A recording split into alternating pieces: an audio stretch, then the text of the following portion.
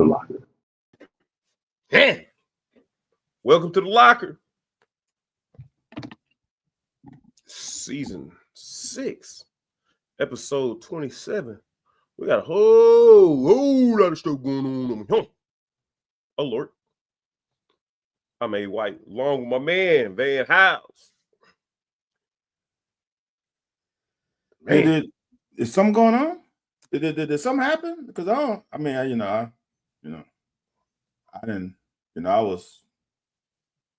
don't know what I was doing this weekend, but I wasn't doing what, I guess y'all be doing, because I don't know what's going on. I know my Twitter ain't working. My ex, I ain't even gonna call you ex because you on this bull job, and so I'm gonna call you Twitter. His mama call him Twitter, I'm gonna call him Twitter. But anyways, man, it's talking season's over, but it's more talking now going on than anything, man. You ain't never lying. Oh man.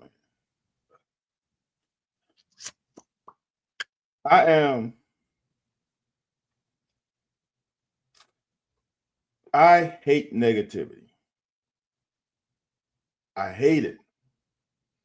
And sometimes I believe that our fan base feeds off of negativity. And it bothers me. And it's not that I don't know too many fan bases. Like, I'm not intimate, I guess, with too many fan bases. I do know some. And I ain't gonna lie to you. I thought LSU was bad when I was a kid, because LSU wasn't great. They were better than us, but they were not great when I was a kid. And I thought they were like, come on, y'all. I'm a young kid, like, come on, man. These guys they were young, not too much older than me when I was in high school. Right. Because I knew some of the guys that played on LSU. They were a couple years older than me, but I played with them or against them in Little League. So I was like, come on, man, give these guys a break. At the grand scheme of things, I don't know if it's program legacy, history, tradition, but they don't still have that PTSD nature to them. And the same thing with Southern University. I'm a big Southern University fan. I went to every Southern University game until I got to high school. Right. And I went to the majority of them after that. I just to make every one. And just the negativity, the criticism was always there. Like, no one's gonna get in. You got these dudes who think they should have played college football. It was always criticism. Like, why didn't you do this? Why call it? But the negativity like goes beyond overboard. And I'm sorry, Anthony. I know we didn't even talk about this. I know I'm taking over for these first, but it's like, dude, go ahead, man. We are fucking 1-1. We act like that game is the end of the season. Like, that game dictates the rest of the season. It doesn't. And is it frustrating that we lost? Hell yeah, it is. Is it frustrating that it's a home game that we lost again for I don't know how many consecutive games? Hell yeah, it is. But to act like that now, why should we even? It's like when I say shit, Anthony, about how, y'all, the fans think crazy if they think we're going to be a national champion, all that shit. And people say, well, why are we playing? We should just quit playing football then. It's like the same thing here. It's like, y'all, we lost one game. We were not blasted out of the stadium like some of y'all thought we were going to be. We didn't get blasted. Lane was mad. Lane retribution. Right. So it's like, that didn't happen. And there's no more victory, but damn, we lost one game. Okay, I'm gonna say one more thing. I'm gonna get all my issues out early. Here's the other thing that I hate hearing. I'm hearing like, oh, it's 13 years of this and this and that. Well, it's got to be the coaching. It's 13 years of this. All right, I want y'all to understand this. It's 13 years of getting the same kind of players. Now, if you want to blame them for getting the same kind of players, sure. But we're at Kentucky. If you think we're gonna get 5-star difference makers, if you think we're gonna get a Jeremiah Smith, Junkins, kind of think of who else came in and just lit up. Trevor Lawrence. If you think we're gonna get those type of difference makers on this team right away, it ain't gonna happen. So sometimes that's why I'm still pissed off, Anthony. I'm still pissed off that some of our people ran off Eddie Graham. Because offensively, we wouldn't be in this situation. Would it be I don't know who the great offense that we see. Would it be Lane Kiffin style offense? No. Would it be Kyle Mommy? What you mean? What do you okay. think? That's so long ago. Anthony, there's some people who don't even know the air raid, which is crazy, right? We have gotten to that point. All right, I'll say like the air raid, right? Or the greatest show on turf. We're not gonna be that. But what we would have been with Eddie Graham is consistently solid. You wouldn't be worried about the shit that we worried about now. That would be a identity. There would be a style of play. There would be, you would know what we're gonna do. But some of y'all got pissed off that you knew what we were gonna do. Well, shit, I can call from the sideline. I'm up in section 205 and I know what the fucking next play is gonna be. Okay, sure you do. But the thing about it is, can you stop it? Can you stop it? Can you stop the damn Navy runs the damn, well, they don't run as much, but they run the option, not the triple option as much. You can't stop it though. So y'all ran him out. And like I said, Anthony, if you didn't run him out in 2021, we don't win 10 games. I'm not crazy to say, well, we would have still won. No, we wouldn't have won 10 games in 2021. Definitely not. We would have probably won 8, maybe 7. Then we would have won 8 and 7. Then we won 8. We would have been consistent. Then y'all would still been pissed off, right? But the consistency would have been there. Right. But now we're 4-8, and now we lose. We're fucking 1-1, where a lot of people didn't even see us doing that. It's like, come on, man. Nah, Bush ain't going before the season.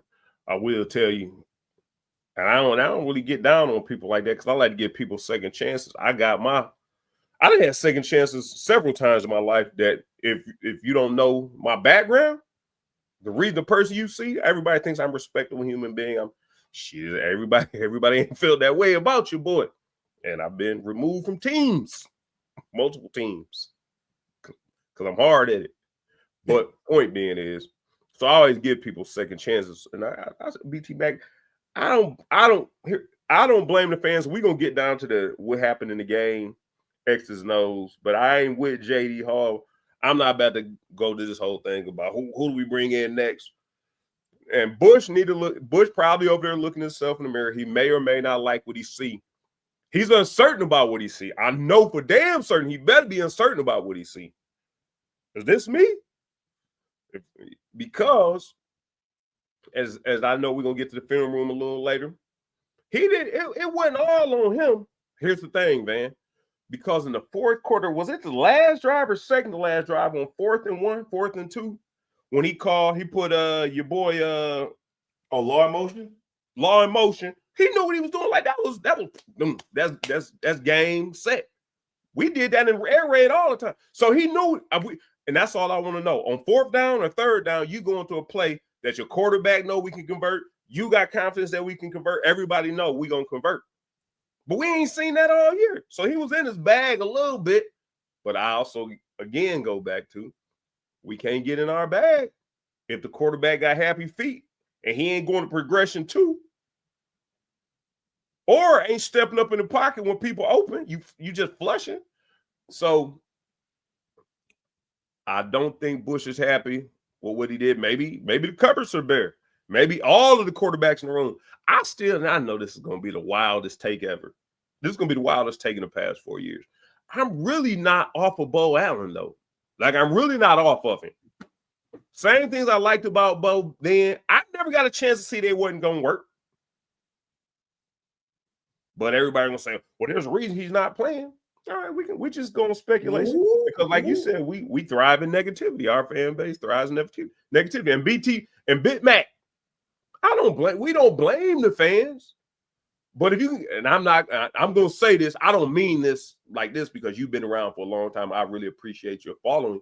But if y'all feel like, just like Van said on Sunday, if y'all want him out, pony up, get him out of here. If y'all think y'all can do better, and I know most of y'all can't, and that's why Van talks about 1 in 10 seasons. I talk about R down seasons. Like, dude, what did Steve Harvey say on Kings of County? All the news about your football team ain't been good news. But go ahead, man. I don't, Anthony. I'm gonna say this, and I said it on Adam Cutler's show. I want y'all to understand this, and I've been around coaches like this. I've been around coaches who are too damn smart for their own good. I've been on that side. I've also been on the side where we're not as talented, and coaches feel like they have to make the perfect call for us to succeed. So there's no just look. This is one thing. This is why I'm just trying to think. There are some coaches, right, that do great at some places and not so great at others. So there is Mike Martz was amazing with the Rams, was he not? Right? Yeah, Mike Martz had at his disposal, right, Pro Bowler, Pro Bowl quarterback, a Pro Bowl, a Hall of Fame running back before he got to Mike Martz. Isaac Bruce was an underrated Pro Bowler, and he got a future Pro Bowler in Torrey Holt. He had a ultimate professional in Ricky Prohl, and he had probably the best guy in the phone booth in Isaac King. He had such a good skill position, and then don't Orlando Pace. Orlando Pace. Hey, he put you too far down the list. Orlando, my apologies. My apologies. And then you had a guy that could anchor your left side. Dude, that team was so then when his ass went to the Bears I don't think King was on that. No. When he went to the Bears with Jay Cutler and didn't have the left tackle, didn't have Isaac King, didn't have Marshall Faulk, didn't have Isaac Bruce, didn't have Torrey Holt. The operation didn't look so well. Right. The reason why I say that is that sometimes you need certain players to have the trust of the coach to just, whatever play I call, we fucking run it. I don't want to hear nothing. I'm not bailing y'all out. If they can come in the perfect defensive alignment, I don't care. Y'all adjust. So sometimes it's like this, Anthony. It's 2 times in this game where in the first half, when we call timeouts, I'm like, these players don't know where the fuck to line up. And that's part of Bush's fault too. But come on, players. Know your Wait a minute. Hold on. Now I haven't went back and watched the game. I did watch it. I ain't watching in great detail. That's why when we break it down today, this is gonna be my second time watching it, but my first time in great detail. In all honesty, I was assuming as many times as they switched that it was a shift. Typically, though, if you have a shift, you shift with urgency. Right. So now you got me thinking about something else. But go ahead. So I don't know how you call an air raid. I don't know how your tags work. So tags, y'all, in offensive terminology, when you're in middle school, it's really simple. It's 34 toss. Use the tailback was 3, and it's 38, 6, 4, 2, 1, 3, 5. And it's pretty simple. The further you get up, the more tags you have. So it might be F, arrow, X, curl, whatever it is. However you tag, or F zoom, Z yo-yo. Like all that stuff is telling the Z, the yo-yo motion, like there are tags to each play. So it's telling each. Now, in high school, it's not every player. It might tell one of the players that specifically have to be tagged. All right. So in college, like the one play where someone sent me a text about it seems like Zach is pissed off at the coach. They sent me the picture. I saw the play. He wasn't pissed off at the coach. He was pissed off at Boyer the time out. Like, what the fuck are you doing? Because he was lining up at where he's supposed to have lined up after all the window dressing. Yeah. And then Willie Rodriguez looking at him like, man, what the fuck are you doing? Like all that. Then he's telling him, go there now. I'm coming over because it's play clock. Go there now because now I'm coming over. Now, for me, is that on Bush or that on Boyer screwing it up for everybody else? I think it's a little bit of both because Bush should know he might not be ready to do all that. You also got to be cognizant of the play clock. Like if you jumping, we call it jumping. If you starting something, you jump to another formation or whatever. Like, dude, if you got especially a big ass tight end in the slot and you want him in the other slot, I guarantee it's gonna take you 5 seconds. Like even with a sense of urgency, it's gonna take you 5 seconds. Let me add something. Let me add something on that, Anthony. Why would you call plays with all that in it? Let me add something to it. Hold on, we just trying to finish the half and get some points. Right. We ain't trying to strike big. Let me add something to that.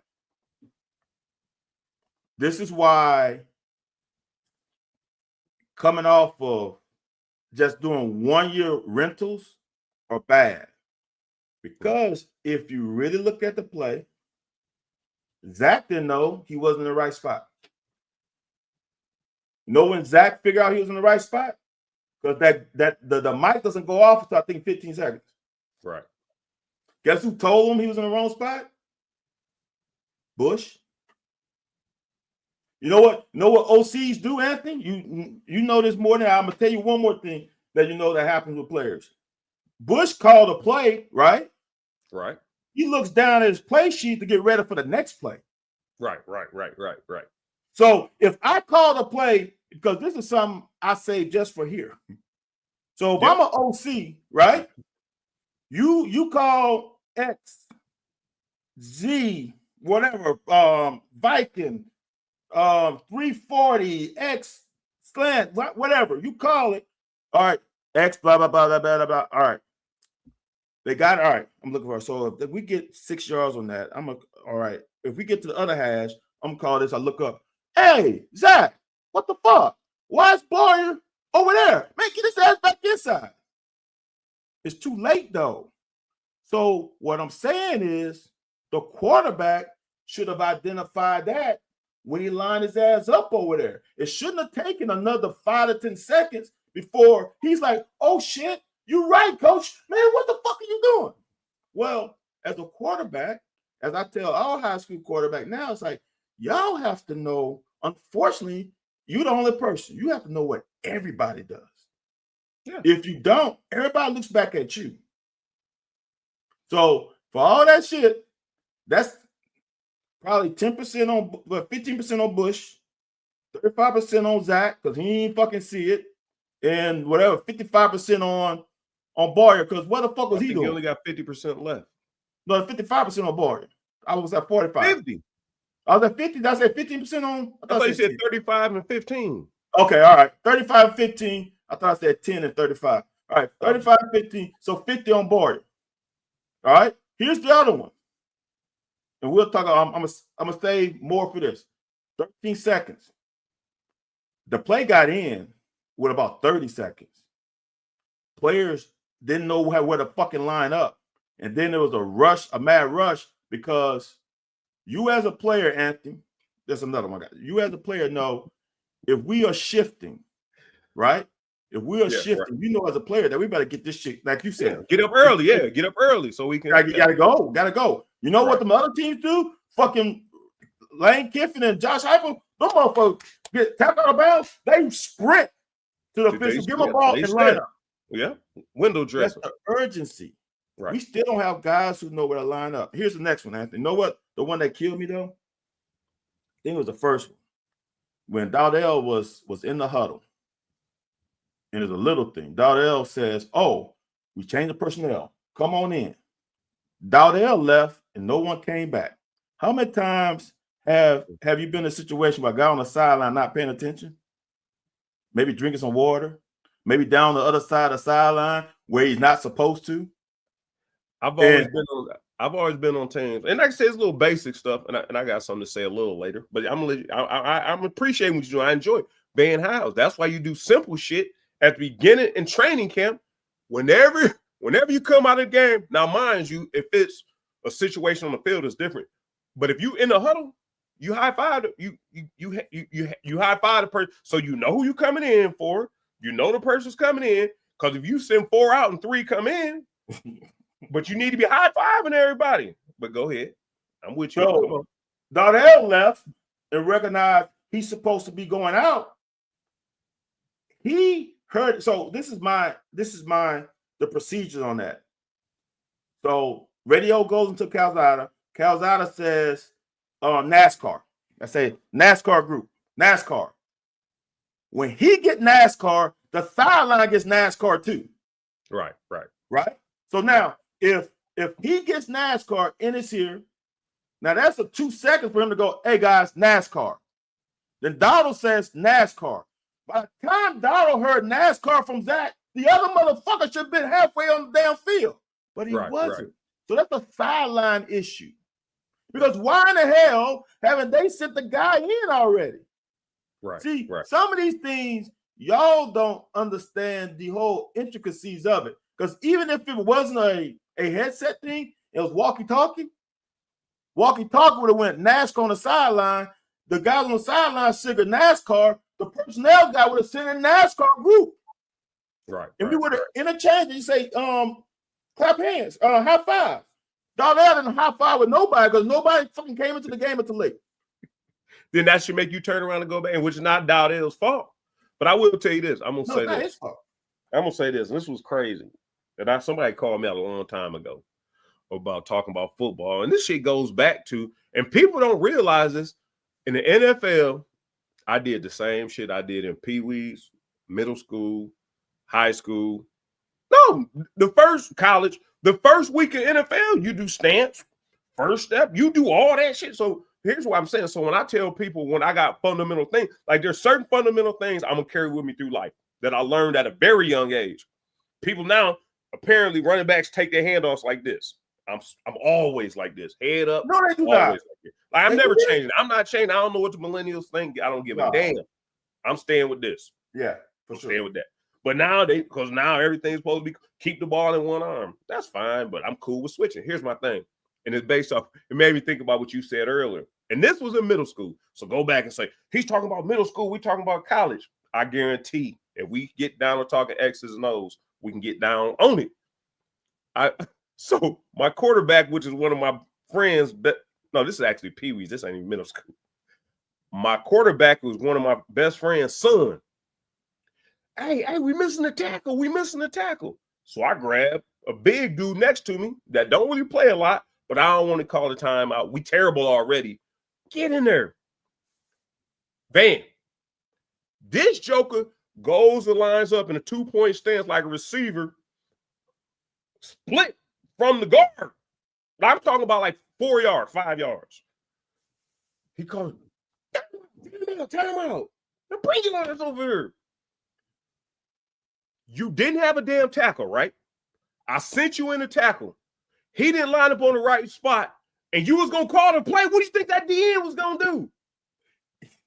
You need to protect your day. I said, I really don't care if we win this game. I don't care. I want your daddy I want you to go home. If he was lying and you called for a tackle, he lined up in the wrong spot, and you continue your cadence. Like, let's just get the playoff. You was going to get the ball ejected from you, maybe your helmet, maybe organs.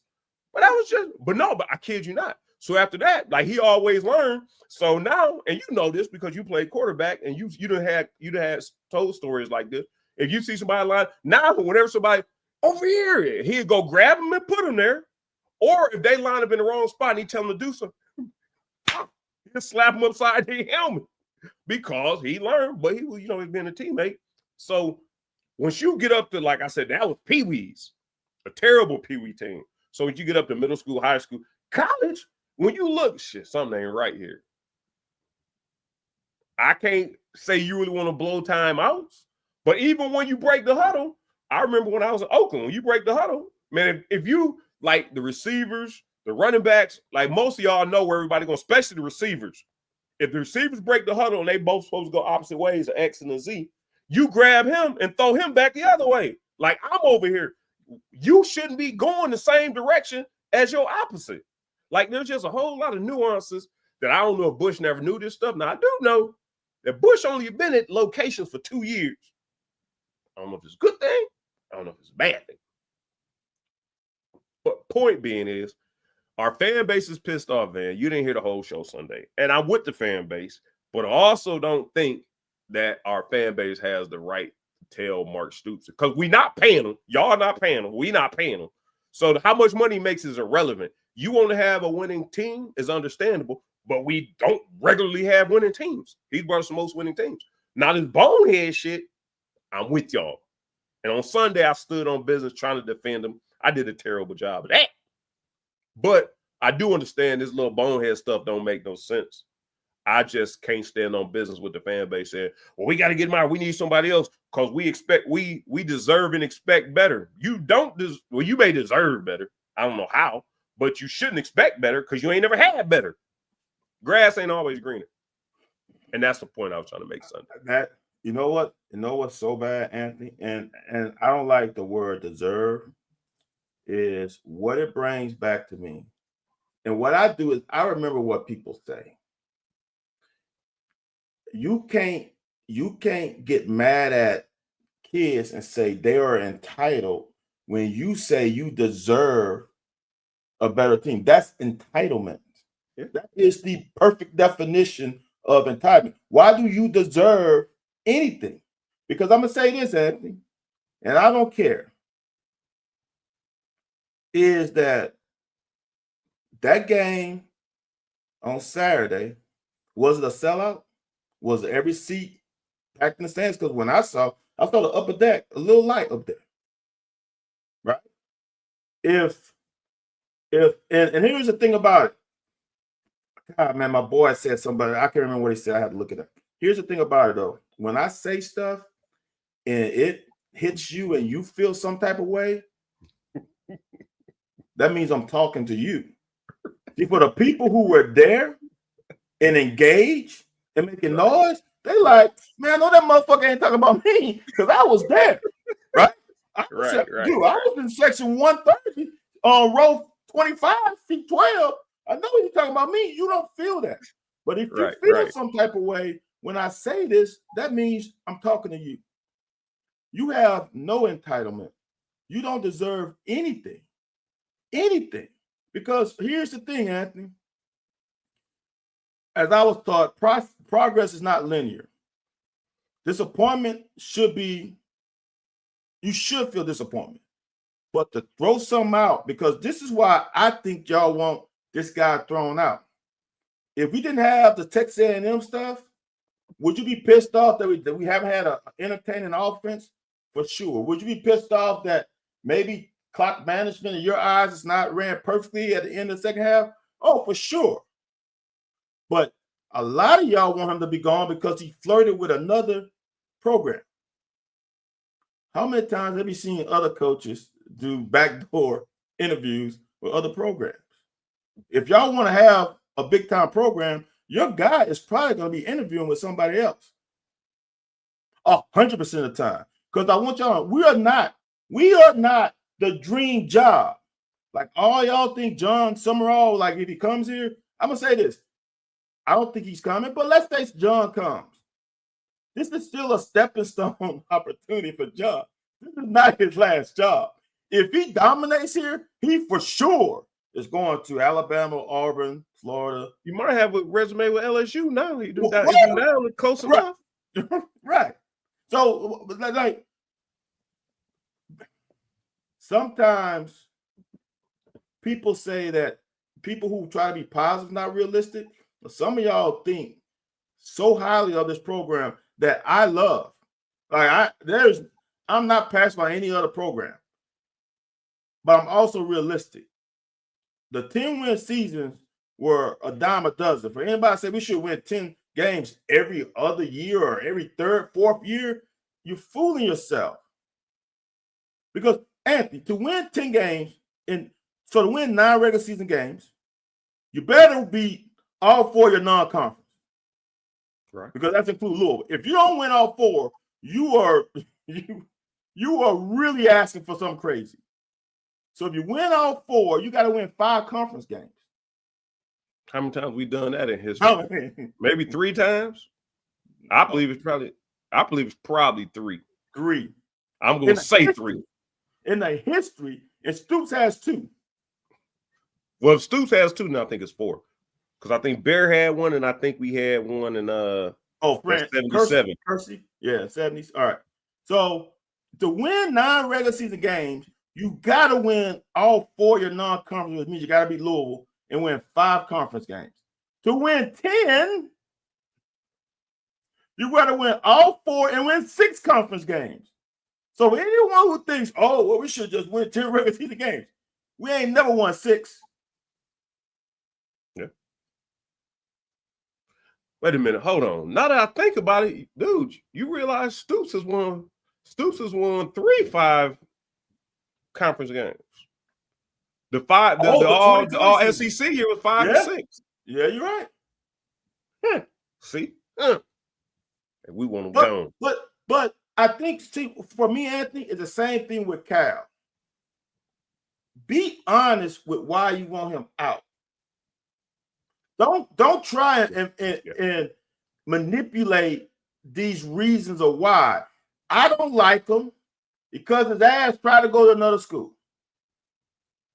I don't like him because he had 9 toes out of the door and that pinky toe got caught. Like, say that shit. Well, no, the offense not entertaining or come on, man.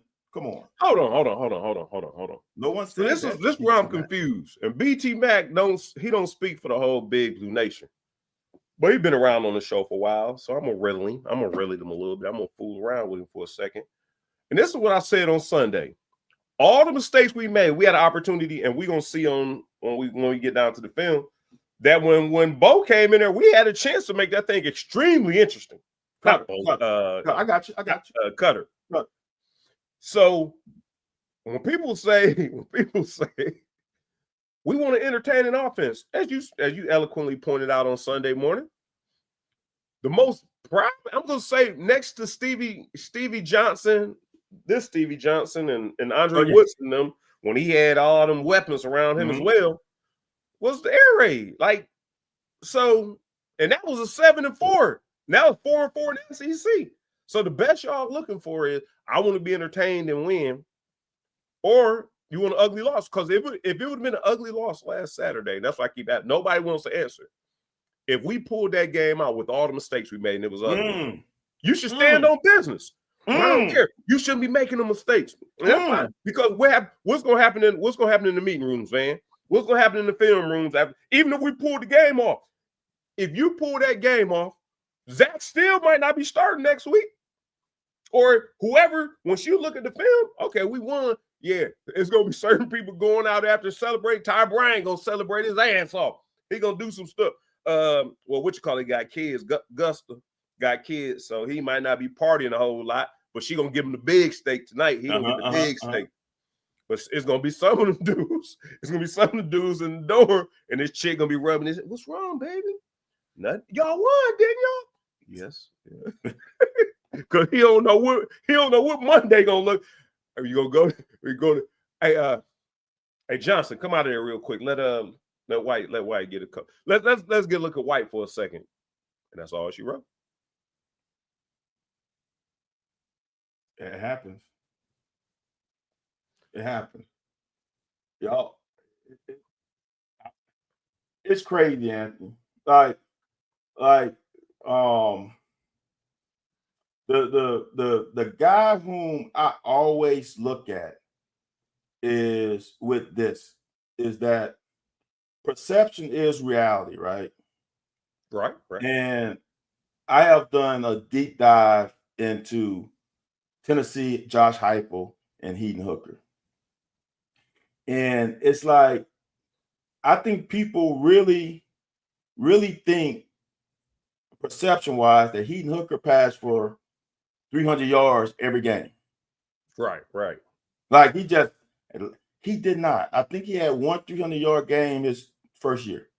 All the rest was hundreds and 200s, low 200s, high hundreds. Like perception is not always reality. Now, here's the thing. This is why, and we have talked about this. You know how I feel. We had this thing with Joey Gate when Will Levis came here. You said he got to earn it, all this stuff, right? Right. And I've always been on if the guy's better, fucking play.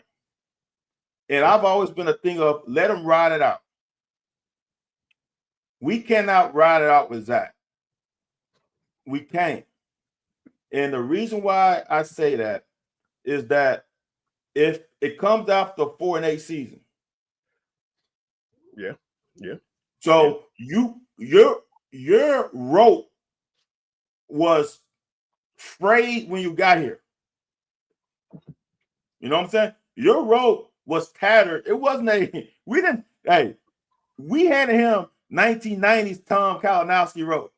So when you can only get one jock strap for the whole season. All right?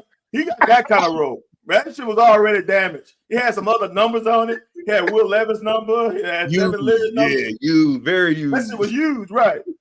So your rope, when you came here, was already tattered. Not only was it tattered, you had a guy behind you who had a year under the system already. So he really has an advantage over you as far as knowledge. All right. So when you come here and we expect, and this is from me, I expected him to be efficient. I wanted him to be, I thought he was going to get the ball, boom, boom, time it out. Boom, boom, time it out. And he makes Bush look worse than Bush makes himself look by himself, right? He is missing open receivers over and over and over and over again. So for the people who say, well, I had a guy tweet me and say, well, the route concepts are not good. Motherfucker, what route? Do you even know what a route concept is? Do you understand? There are guys open, and we're not throwing it to them. So this is so melodious to my ears. Continue, Spur. Please continue. When I can show you a play where drop back, he's got option A, option B. Either you throw it to option A or you throw it to option B. And if you don't throw to option A, you might be able to get the option C, right? If you get the option C, then he ain't open, you throw the motherfucker away. Because getting the option C means the O-line is blocking their ass off. If you go 1, 2, 3, that means they are giving you more than 3 seconds. If you have 4 seconds, throw the fucking ball away. That one sack, Anthony, when we was in the red zone, pisses me off every time I fucking think about it. He had 3 guys open, then passed to none of them and took a fucking sack. How fucking stupid is that? They were not just a little open, Anthony, where, you know, like there's a window and you have to thread it in there. Dude, they were butt naked open. He was watching the pressure. What? He was. Hold on. Van House. Hold on. Van House. Hold on. Van House and Lockerites. They all you Lockerites. Van House. Hey man, I don't want to do this to you, man, because I always you don't do nothing but be very hospitable to me. You be very what's the word when somebody you always on my corner, like you always pay complimentary of me extremely. Okay. And I appreciate you doing that on this show, man. We started this show off 6 years ago, man, and I like the banter. I like the butt heads like Rams. But I want to tell you one thing, Van House. Uh-huh. And I don't really want to put it in no bad way, but you remember 2 weeks ago when everybody talking about me watching spring film? That's spring. Oh, I don't know what. I don't know what AYC here. What did I say? I see where you're going. I know where you're going. Just wait. Just, you know what? You know what? Just wait, man. Just wait. And somebody go watch that and say, fuck. I gotta pull that back up, man. That's receipts. We good. We good. There are receipts. No, there are receipts. Fuck.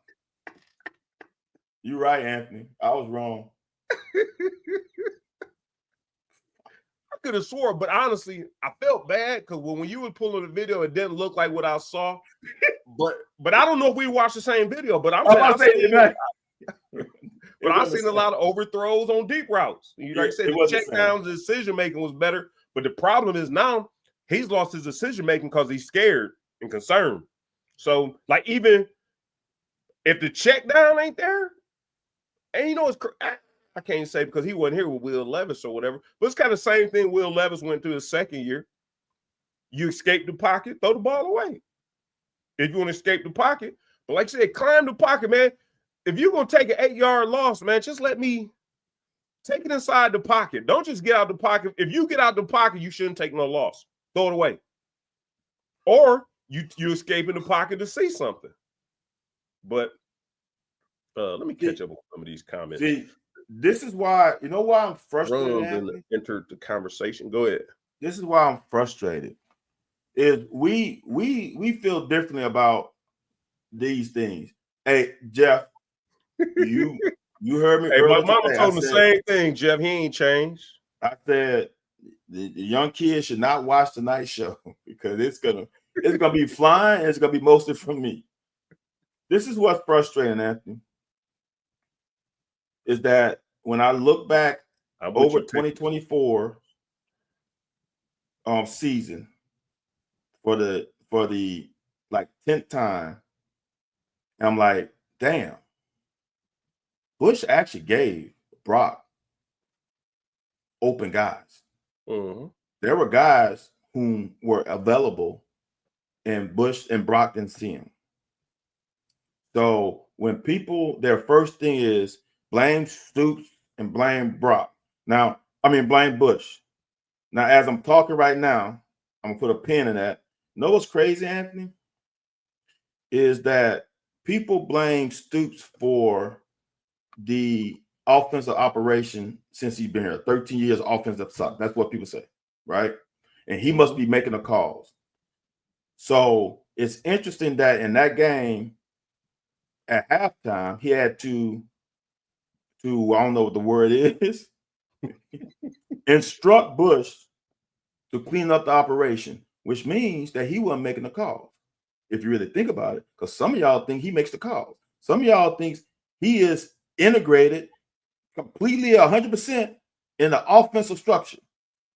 For him to go out at halftime and say, we need to clean up the operation, stop all that fucking subbing and personnel grouping, that means he ain't making calls. Yeah. So what I'm saying when I put the pen in, this is what upsets me, especially even more because now I'm a coach, is that you tell guys, you instruct guys, you teach guys, you coach them up to do things on college Monday through Friday. It's on them after practice, Monday through Friday, to dig in even more. Right. So when it goes on Saturdays and you can't line up and you don't know the play and you don't know where guys supposed to be because you don't even know where you're supposed to be, even though you the quarterback, it makes the OC look bad. When you throw up bad balls when there's other guys open, you taking sacks when there's other guys open, when the operation looks bad because your ass can't get guys lined up. I was a quarterback. I tell you right now, my first OC in high school, he ain't take no blame. No blame. You had LSU back as offensive coordinator? Somewhat. Motherfucker ain't take no blame. So, as players, man, as players, it is on you to perfect your craft, because what looks ain't nothing in college football when that name is on the back of your jersey, ain't nothing worse than to see your parents in the stands. And my dad asked, "Hey man, what the fuck happened on that play? Why you do that?" I'm like, well, shit. I thought they were gonna do this, and they didn't do it, right? Yeah, that house name on the back looked mighty bad, and I only had 5 letters, so that house was big. It wasn't like Hanukkah where you had like 10 letters. It's small, yeah, small. But you can't see it. House was stacked there, just like white. It's stacked. You can't miss that. So it's like, get his ass out of there. Take his ass out. Dude. Hold on. And my mom is loud like I am. My mom many times say, take his ass out of there. And that was me. Y'all threw a bad interception. Coach, get his ass up out of there.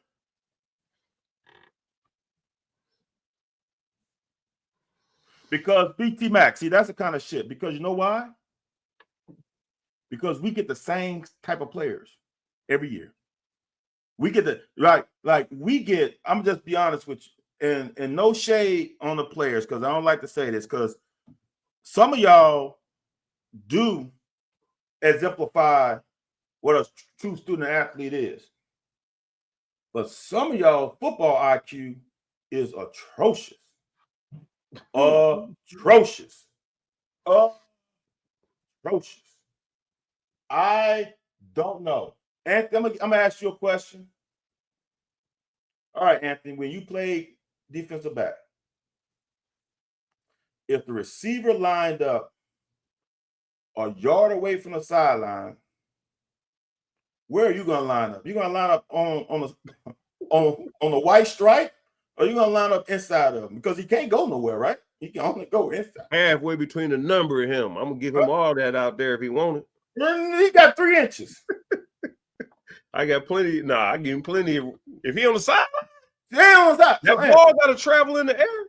You can have all that. Here's the thing about it, and look, and this is what I'm starting to realize as I think when I crossed over to 40, is that a lot of these kids don't play both sides. They play one side of the ball, right? It ain't brain surgery. Some guys have Anthony. There are some guys who are dumb as a box of rocks. Yeah.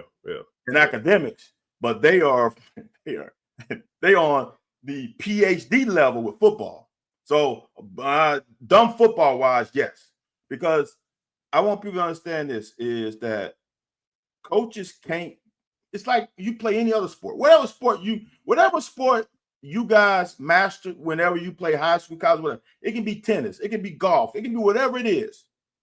A coach can't teach you every single situation that happens in a game. It's impossible. The situation and variables in a football game is beyond compare. You can't even create mathematically it's impossible.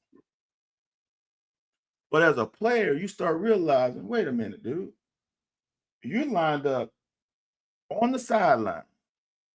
Why would I line up head up with you when you have 51 1/3 yards to run away from him? Right.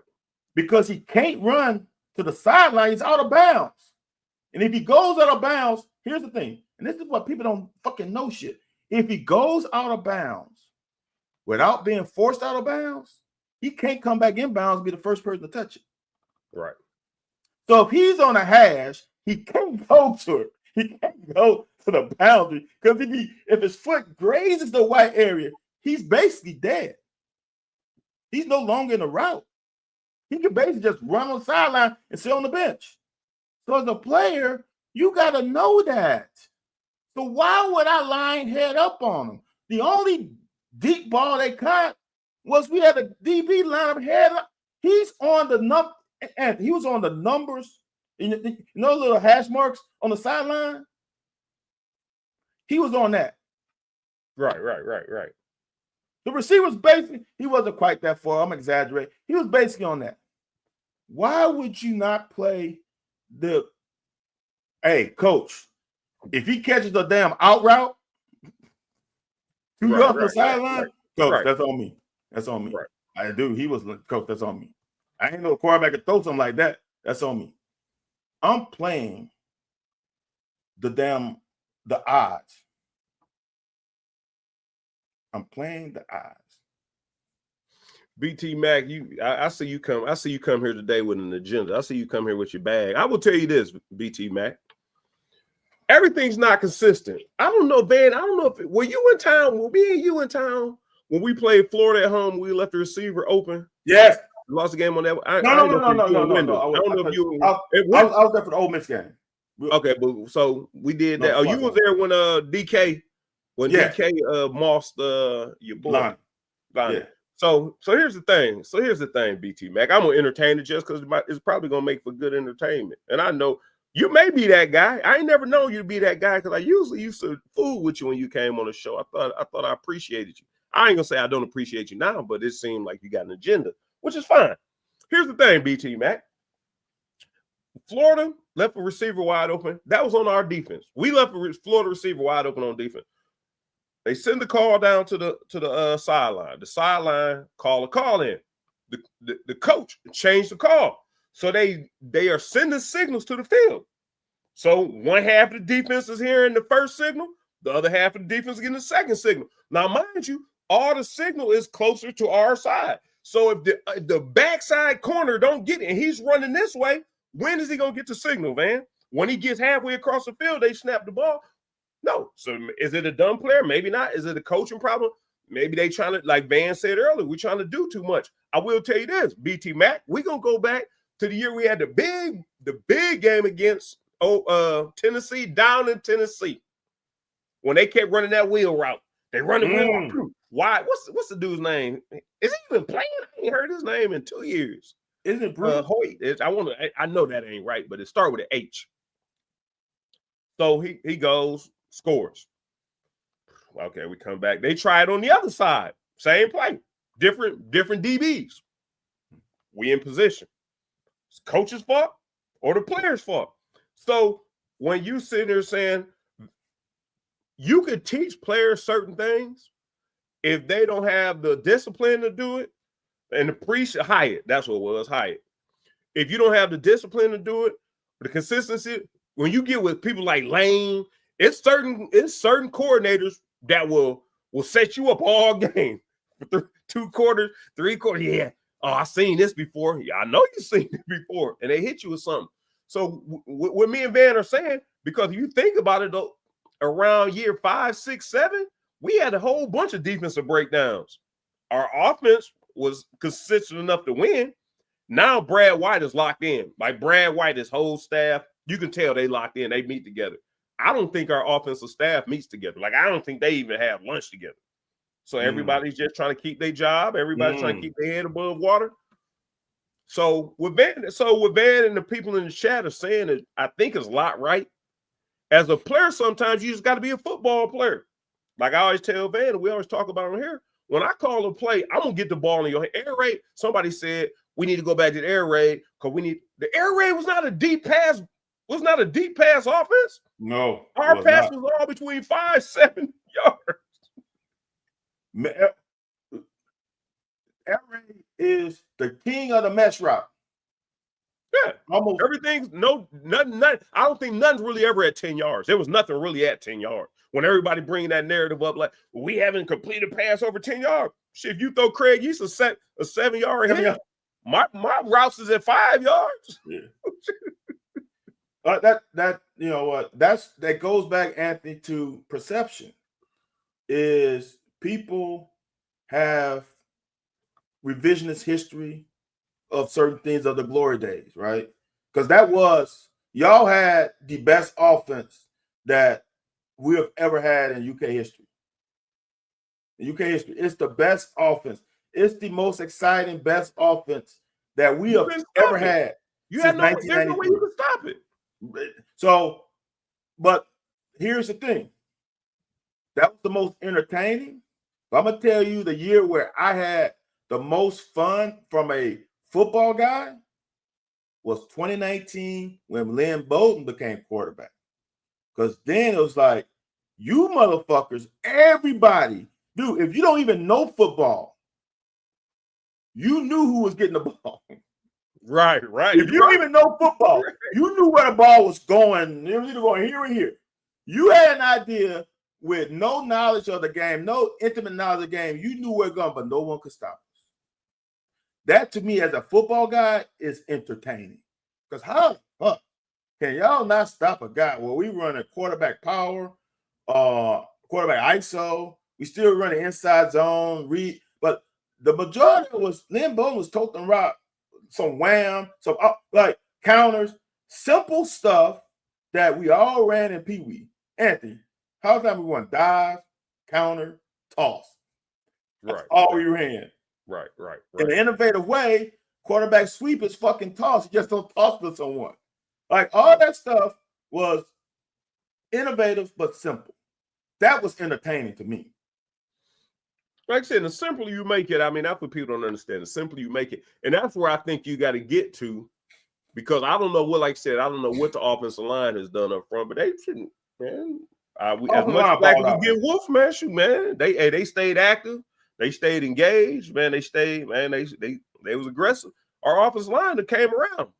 Bush might just be in over his head. I go back to, though, and I looked at the numbers, but then again, that wasn't the SEC. That's not even the Big Ten where he come from. So I kind of look at the numbers and be like, but the one thing I always thought of, he was only somewhere 2 years.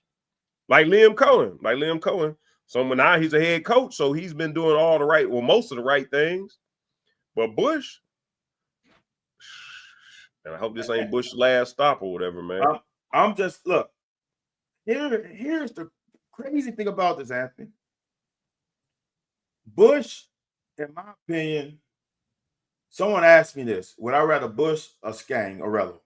I said y'all gave Scangarello too much problems, because to me, this is my list, and my list on it. The views that are going to be expressed now are the views of Van House only.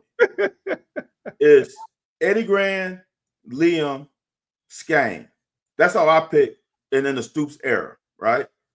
Mm-hmm. Then I might go Shannon Dawson. I don't know. But the top three is that way, right?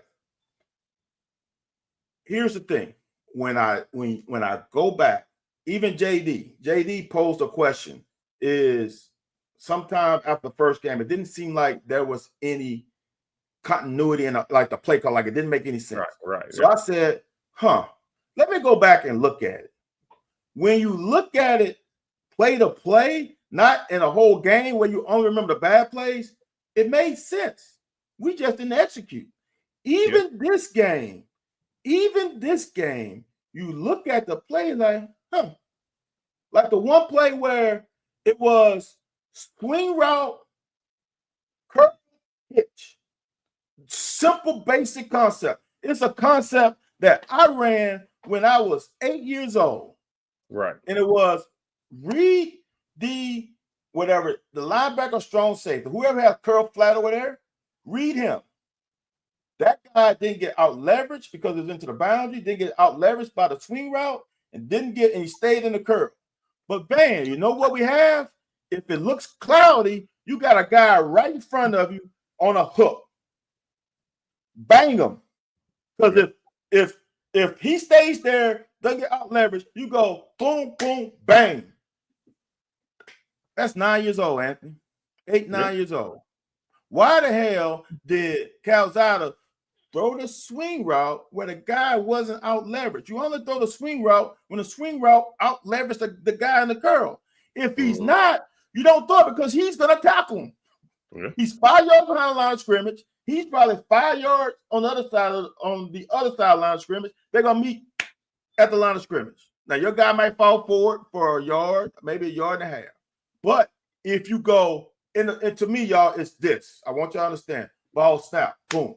1, 2, boom. It's that quick.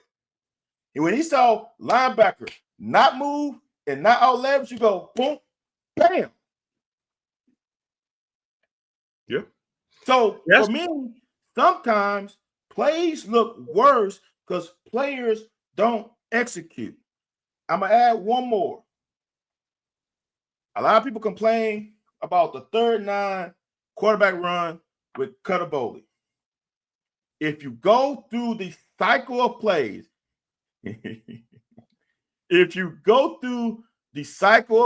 right, of first, second down of that play, he ran zone read, but he just called, give it to the running back. The defensive end never respected Cutter, ever. So on 3rd down and 9, he faked the toss to see if he would expand. He pulled Braun, and I think it was Caddis. If Cutter Boley follows Braun and Caddis around the edge, he might get the first down. If not, it's still 4th and 2. But he cuts up where no one is blocking, and he gets hit. Whose fault is that? When you set him up, you set him up on 1st down. He did the same thing on 2nd down. Now on 3rd down, okay, motherfucker, I see what you're doing. Now we're going to test your ass. And Braun had him logged. He was sealed inside, and Caddis was going to block Crowder safety. And Cutter Boley is kind of athletic. With that running back swinging out, that nickelback has to respect it. Like that kind of, like, whose fault is that? Y'all worry about too much about the play that's called and not the execution. The execution of that play was shitty by one guy. And unfortunately, that's the one guy who was toting the rock. I will say this before we move on, man. We get this film out the way, man. So we're doing extended views. I will say this before we get to that. So here's the thing. I understand why the fan base is upset with Stoops, and I will, like, we got Ohio State taste. We got Ohio State taste with probably Mississippi State money. I'll say this. This is why I think of it, because Stoops is a good coach. He's a good coach. And I'm saying this in the terms of, yeah, them bonehead in-game decisions. Yeah, there's a lot of dumb stuff, but he's always put a competitive product out there. We ain't been blown out, man. Van and I have seen 70, 50, 60. What Spurrier tell him when he was in South Carolina? They act like I ran a score up on them. I only beat them by 50. But I called the dogs off. So my point is, I do understand the frustration. Here's the problem, and this is one thing I don't think the fan base is giving enough credit to, and maybe it's a Stoops thing. And you need to pony up, or you need to hold your horses. Here's why I say that, and this is something you probably never even think about. The problem Mark Stoops is having at his first tenure as a head coach is here. So he just came here and did a bang-up job. Van Hiles. Mark Stoops has had coaches, Clint Scales in the NFL. He's had coaches poached from him left and right because they are doing a good job. Now, he could go somewhere else and, where the money is more copious, the Texas, where, you can just recruit in your state. He's had different offensive coordinators. Now, I do think he has some blame with why we changed our offensive coordinators turned over. Liam Cohen is now, 3 years later, a head coach? Yeah. Neil Brown became a head coach a couple years after. So he's doing a good job, but what he does is why it's going to be. No, we're not Alabama where we got a team full of quality control ex-head coaches. But right. we are putting together. He puts together a competitive product. Yeah, the bonehead decision, him not having enough control over the locker room, him giving coaches autonomy. He may have to do that to keep them. The same way he got to do that to keep players. The players do whatever the hell they want to, because if you put too much pressure on and stress and don't give them what they want, they're going to go somewhere else. But the more we talk about it, Brad, Anwar have been right. They have been loyal to Stoops. But so you got a right to feel frustrated when y'all talking about y'all want them out here. 4-8 season ain't good at all. But y'all talking about 4-8 season after 6 and 7 seasons of 500 wins, which I don't even think Brooks did that. Like I don't know who you. So But every year he got turnover. So he's trying to keep people. Yeah, he kept Anwar. He kept Brad White. The other boys is his homeboys. Shit, he had to get rid of his other homeboy this year, but he ain't had an offensive coordinator.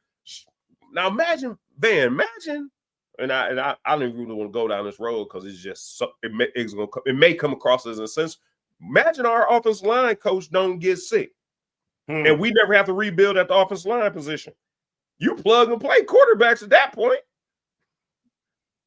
So, man, chill out on the narrative. Y'all don't want Stoops here, and that's fine if you want to rebuild and start all over. I'm saying don't come to me asking me what next. If when Brooks left, it wasn't that easy transition to Joker. We had one decent year, and the bottom fell out. Then he came in, had one bad year, 5-7, boom, we off and running. So if you're a true fan, just stick to your guns and act like you got some damn sense. All right, you got it lined up. We're gonna go to the war room. I might step away for a second because my doggone phone is ringing for some reason. So, oh Lord, that's taking too much screen. So y'all, this is the end of the first half. We go end of the first half, start of the second half, and last drive of the game. I really see BT Mac is pissing me off because no one said 6, but I tell you one thing, to get to 7 is a bitch in this conference. I really want y'all to understand that to get to 7 is a bitch, and y'all treat the last 2 7-win seasons like it was the worst seasons ever. Get to 7 in this conference is a bitch. Like we just throw out numbers like 8 wins is the floor for us. It's not. 8 wins is going 500 in conference and sweeping non-conference. That's 8 wins. How many times are we going 500 in conference? How easy is it for to win 4 games? When people say over and over again, we play a hard schedule, but then again say we should win 9 games. To win 7 is extremely difficult. To win 8, y'all, is a damn good year. To win 8 is like almost, at least, and especially now we're getting Texas in here, it's almost better than the 10-win seasons. But we play Texas. We were not fortunate to play Mississippi State. We got Texas. So we got another hard team. So to win 4 games in conference after getting beat up and having attrition, man, whatever. All right, so I'm gonna tell y'all this before we start. This was ran about as well as you can with the headphone issues, the communication issues. To get in field goal range with 13 seconds left is all you could have asked for. Like, that's all you could have asked for. But then the damn bottom fell out in 13 seconds. Like, for us, with 105, I just want y'all to understand, you don't want to get a turnover here. So you're going to play conservative. And we ran the play, and we got good yards. We got 5, right? So now the communication happened, and we let probably about 20 seconds more run out. But he couldn't, they had to, abort. This play is what set you up. And y'all, I just want to hype up the O-line. Look at the blocking by the O-line. They washed the motherfuckers down. There is no, this is, as we call a wing tee, that's like a wall. That's a wall of blue, and you don't see no white. But then for us to do this, when Ole Miss knew we was gonna fucking run the ball, and for us to get like 20 yards out of this, it's crazy. When I saw this, Law in there mixing it up. Look at Law getting him a peach. Give me some of that. When I saw this action here, I'm like, we might score. Because there's only a safety back there. Right. There's only one guy back there. So now we are in prime position. We can't be in a better position with no timeouts. All right. So now I want y'all to understand this. This is what pisses me off about the next play. You know how hard it is to go 24 seconds without the green dot, without the mic and the helmet working, to go 24 seconds. Now, I know the clock stops because of the first down. To get the ball off in 4 seconds. Not only get the ball off in 4 seconds, to run a play to get you out of bounds. You did everything fucking right now. So why would you go backwards? So right now, we are sitting pretty. We had a running play in the middle of fucking field with 24 seconds left. We got on the ball in 4 seconds, called a play, and got 10 plus yards. And not only got 10 plus yards, got the fuck out of bounds. So now, as a player, I can breathe a sigh of relief because now I'll be frantic. We can get in the fucking huddle. Hey, right. You know you got Leg Armstrong on the sideline. Exactly. All right. So now, 40 seconds on the play clock. They get in the huddle. Now, this is a problem. There's no urgency now. That is a problem. All right. But we had 36. Now, the thing about it now, Anthony, is him can't complain about not getting the play in because of the helmet. Everybody's looking at the sideline because the helmet's not working. So we all getting a signal from the sideline. Right. So right now, they have the play. Calzada is going to the O-line because O-line's not looking at the sideline to make sure. He's going to the O-line to confirm probably protection and what we're going to run. That was with 29 seconds. Indeed.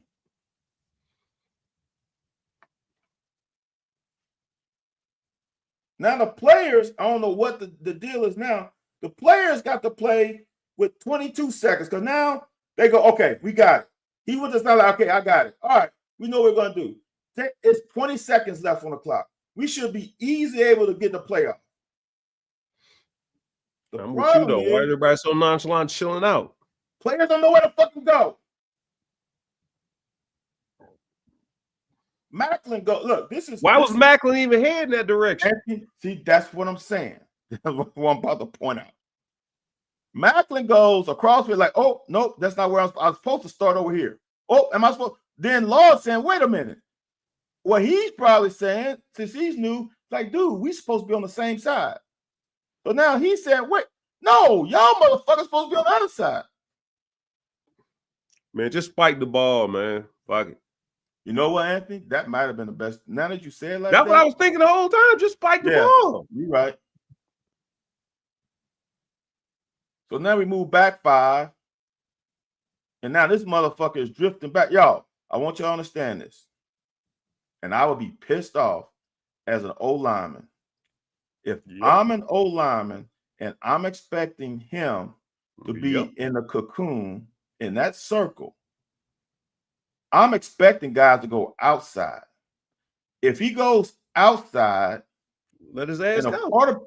And a quarterback goes outside, and I'm engaged, I'm holding the inside. I'm holding the inside of the shoulder pads. Once he escapes, because the quarterback dumbass goes outside, I extend my arm now as a hold. Because ain't nobody tackle anybody. Like there's no tackling. But why is he bouncing back like he avoiding something? He's escaping for no reason. Here's the other thing, Anthony, as a quarterback. Now, this is maybe as a quarterback who was a mobile quarterback. I'm not scrambling to the boundary. I'm never scrambling to the shortest distance. If I'm going to scramble, I'm going to scramble over here. Right? It ain't so much the shortest distance. How you said once they finally, where's all the receivers at? How many receivers you got to the right? 2. Is it 2? Yeah, it's 2. Tight end, and I think, and it's Macklin. Okay. Willie and Macklin. Okay, got you. So everybody else is to the right. I didn't see Willie out. 2 to the right. So this is my thing. Why didn't he bang Willie right now? That is true. Ain't no pressure on him.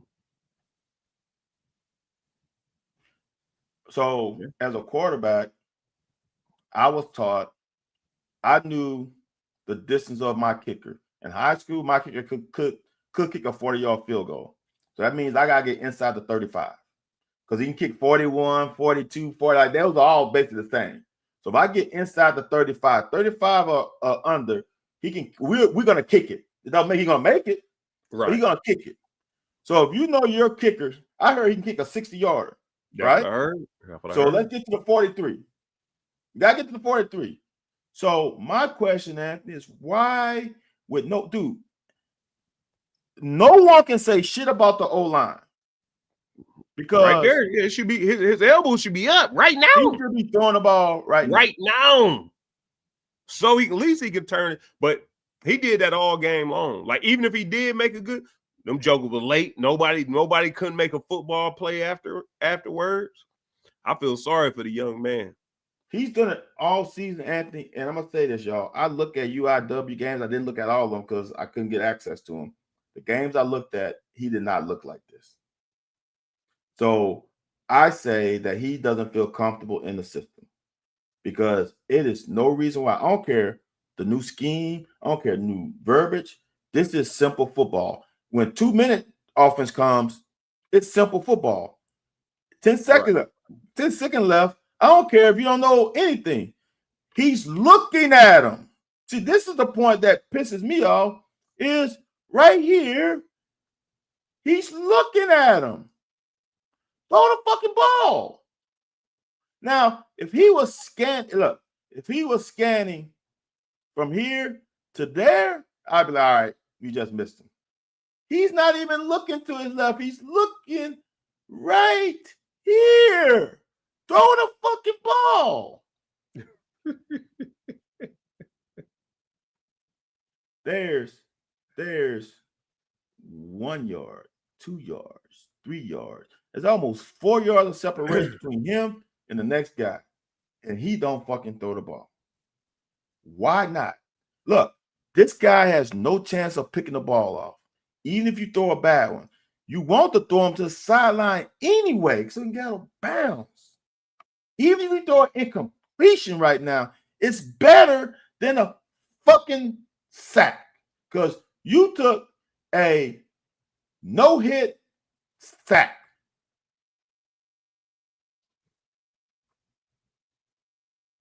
Why did he throw the ball away? Answer me that. Why did he run out of bounds and lose what?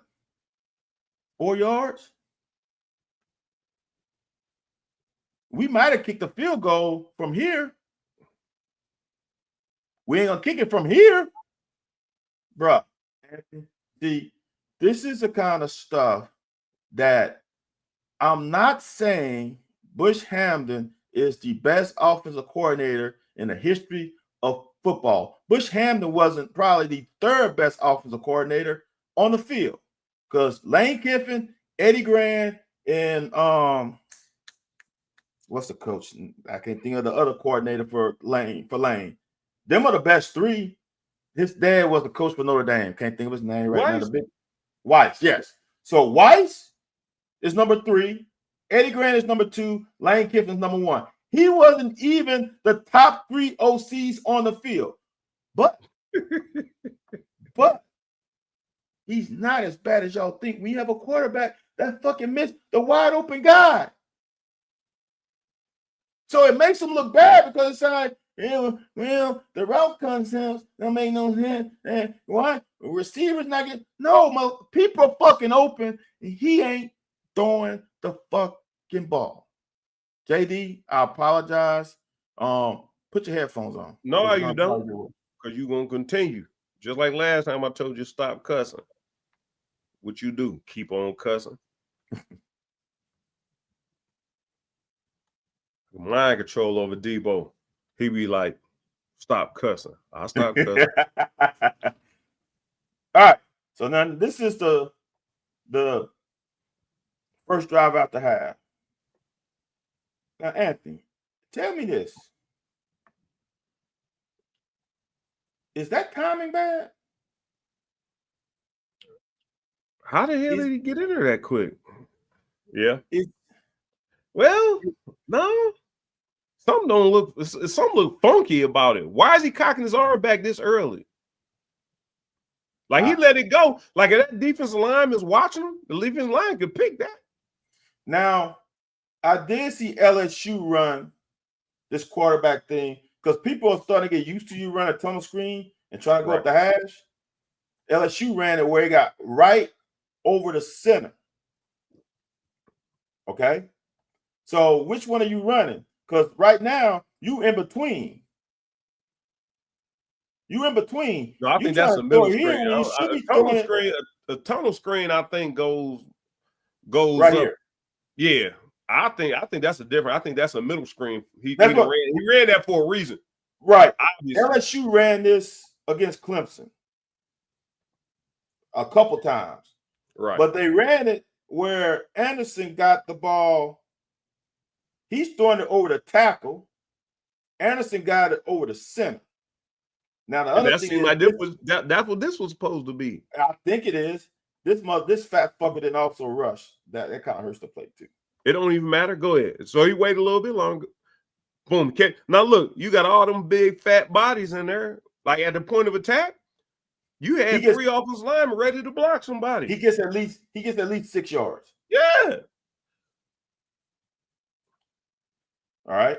But I bet you somebody saying that was a shitty ass call. Why would you call that come out of halftime?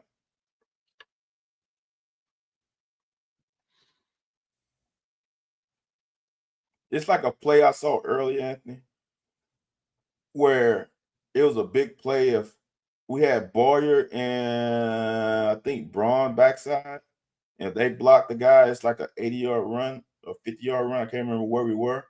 It's like they just beat us on this. It's a fucking jailbreak. Ain't nothing there. For him to get 3 yards is crazy. Like for him to get 3 yards on that was crazy. Right. So that's a win right there. Now there's nobody open. But for me though, y'all, and there's a lot wrong with this. This is one of the plays where the O-line didn't do as good of a job. I'll show up in the end zone, but there's nobody open though. And as an OC, you know, a good OC, you need a dude. You need a dude. As I say, sometimes your play call is dude right, dude left. Wherever dude line up at, you throwing a dude. We ain't got a dude right or dude left. Right. Right? So for me, it is hard on the O-line. They line up. Oop, I go the other way. They line up simulated blitz. They show 5. And this guy, Deeks, go back. LSU did this with Harold Perkins. So they force him to go in to have the quarterback escape, and then he is smack dab there. It's a great call by the D, but Pete cannot let him get inside. Because if he climbs the pocket, if he doesn't get inside, even for me right now, he should climb the pocket. That's anyway. what I'm thinking. Yeah. Because there's no pressure. There's no push this way. So climb the pocket. And this is the thing that happens, y'all. This is what will happen if you climb the pocket. What happens is, let me clear it out. What happens is if he climbs the pocket and Burton gets him and he climbs up, now someone has to make a decision. It creates angle because they're rushing really 3. He's got voids. What happens is that these guys get caught in no man's land. Do I stay in coverage or do I come up? And with it being 3rd and 7, if he climbs a pocket, finds a void, and get up the hash, he can get 7 yards. Yep. It's just 7, y'all. If it was 12, maybe not. But 7, that's like 7 yards is 21 feet. That's like 4 strides. He could get there in 6 strides easy. So, like, when you go this way, you ain't getting nowhere. But in the grand scheme of things with that, no one's open. No one wins. No dude wins. But you got it. This was the difference with Cam Ward and Shedeur Sanders last year because their front sucked too. But what they did was they made them better. Somehow, some way, they made a play. And we're not helping them out. It's the greatest team sport because we help each other out. With him escaping out the back of the pocket is not helping anyone out.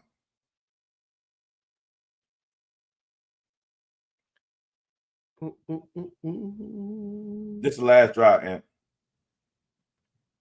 See now, even with Cutler, I would have rather him throw to this dude and let him run. Right? I know he's not reading that side, but damn. But he opened as well. I know. Well, but the thing about it is, this he's is my thing. In there too. Tell me, and this is just me, high school level. I didn't play quarterback in college. Coach called a play, right? Right. He calls the wheel route, right? That's to a running back whom we really ain't thrown to really all game.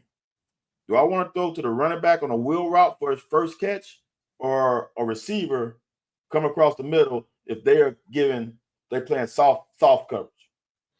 You want to here's your question. The bigger question you need to ask yourself is, do you want to get a new quarterback in this situation? Get him going on this drive, and an easy throw to a running back, a little pitch and catch, more or less. Because the one thing we always talk about on here anyway, you throw it over middle on a short, get tapped in the air, got a whole nother situation. Yeah, that's true. Because what you call it? They that's why they drop. If they and that's one thing that shows a lot of respect to offensive line. They defensive line stopped rushing a lot. They stopped bringing a lot of people because we was picking it up. Right. So they just, they wouldn't blitz. They just get their hands up in the air and try to make problems. So this is the stuff when people ask about coaching, and it's got to be Stoops, right? Or it's got to be the OC. Even early in the game, when Cutter threw the ball to Will Rod, look at the difference in pocket composure. Pull up, yep. Push. Look at the difference in Why pocket did you take composure. off? You really didn't have to take off. You could drop that to Mac right. or right. But I'm just look at pocket composure. Right. Yeah, we weren't frustrated. Sometimes y'all, I don't know what level some people stop playing, because there is a level where coaches really matter, really truly matter. Why is one guy doing it and the other guy isn't? Ask yourself that. It's the same thing when Nichols played the hitch well. He had great technique. I've been explaining this for years. He played it to perfection.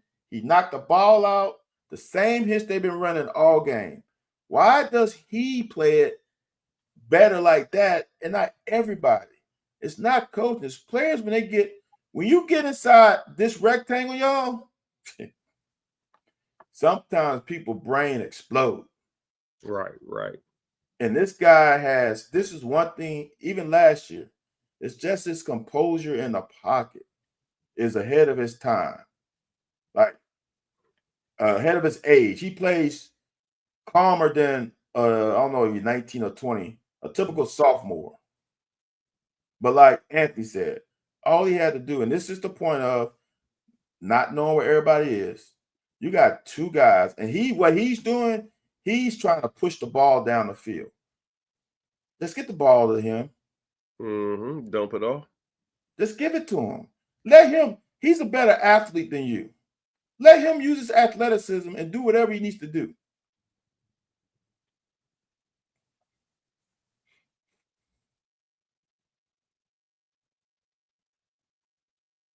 Don't take that hit. Do not take that hit. I wonder why his first mindset was to run it anyways on a lot of them instead of dumping it off like the past two plays. I'm gonna tell you from aspect when I played early is I always wanted to throw the ball deep, Anthony. So my idea was, let me throw it 10 to 15 yards if they're not open, I'm a better athlete than the guys who are in the short routes. Right. So y'all just turn your ass around and block. Right. But that was me in high school. See, in college, everybody's a good athlete. You ain't a better athlete than most of these guys on the field. So right now, well, it's 3rd and 7, Anthony. He's trying to get a first down. That's true. I understand that. But I'm saying last play was a whole nother story too. We wouldn't have been in 3rd and 7 if he did the same, if he'd have dropped that bitch on last time. You know what, Anthony, since you said that, you know what's crazy, Anthony? I have to go. We ain't got time. But remember the play you talked about, the 4th and 4 play? I think it was 2 plays before that. You know what happens, y'all, on that 4th and 4 play? Bush called his best 4th down play. He had to pull out the best. No hesitation. Like, it wasn't no thinking. We came out, lined right up and ran. That's what I'm telling you. Like, how did that happen all of a sudden? So this is my statement with that. If they do what they're supposed to do on the 2nd and 3rd down and got the first down, he didn't have to pull that play out at that point. He could have pulled the play out later on another 4th down. 2-point conversion or something. But once you pull it out, guys, you can't run it. Most teams are smart enough to say, oh, you ain't gonna get that shit on me twice. You can give me one. You ain't gonna say, you gonna get it twice. Now, y'all, I tell people all this all the time. Great pass, be great defense all the time. This is what I want y'all to understand, though, is as a quarterback, you shouldn't have to throw these tight passes. We should have some separation. That's a one-on-one. That's man under. That's zone over knee, over top of him, but that's man-to-man on him. We need more separation. Because I'm going to tell you some team that I admire to the utmost that plays unbelievable press man, and that's Auburn University. Them motherfuckers are dogs. I will tell you this, though. Go back. And this is one thing. It got to be Cutter going forward. It got to be Cutter. Go back really quickly for the point of attack. Because we had underneath all day. He want to push it. Cutter looking to push it. Now, and I love that. And I love that because, look, hold chill. Hey, whoa. Hey, come on, take it. Now, we've been having quarterbacks that's been scared to push. Look underneath. Both of them. That mesh, if you wanted that, he said, fuck it. Like you said, fuck it. Let me go and test him. And that's how Tim was. That's how TC was. He said, man, fuck it. I seen him. He looked at me. I looked at him. I'm going to show you. Like, he was just, I ain't going to say arrogant, like in a bad way. But his thing was, you think you got him? Let me show you something. And he just wanted to test himself. And that's what that looked like. Well, you said that mesh, like you said, them two athletes underneath, if they catch it, they ain't going to get as many yards as he did, but she's going to be some run after the catch. That's a dot, y'all. He can't.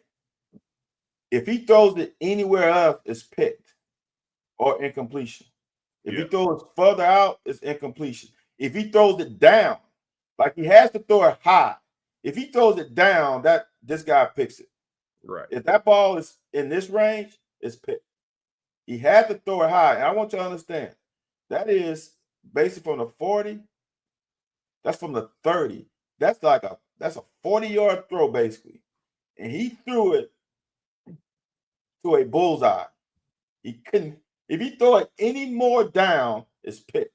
If he throw it any more up, it's picked. Because they got two guys back here.